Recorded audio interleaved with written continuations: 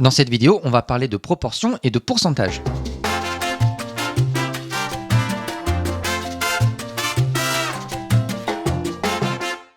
Alors ici, l'idée est de gagner du temps en effectuant ces applications-là, ces calculs-là.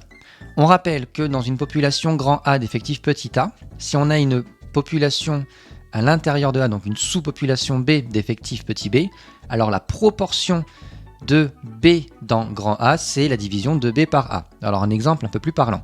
Imaginons qu'on ait une classe de 30 élèves, et parmi ces 30 élèves, on en a 6 qui ont un t-shirt bleu. Donc 30, c'est notre effectif total, c'est petit a.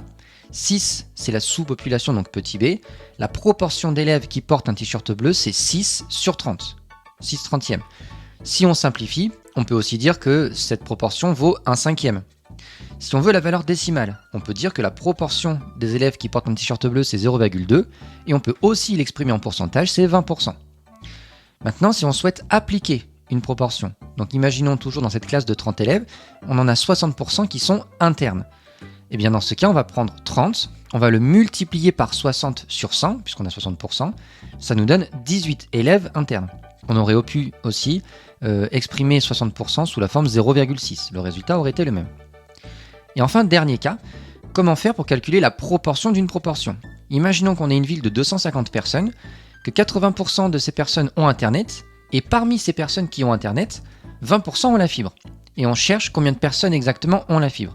Bon, déjà, on va prendre nos deux pourcentages, 80 sur 100 et 20 sur 100, on va les multiplier, ça nous donne 0,16, autrement dit 16%. Et on va prendre notre valeur totale, les 250 personnes, on va venir multiplier par 0,16, comme dans l'exemple précédent, ça nous donne 40. Donc en réalité, on a 40 personnes qui ont la fibre. Et le 0,16 qu'on a trouvé un peu plus tôt, 16%, eh bien en fait, cela signifie que 16% des 250 personnes ont la fibre.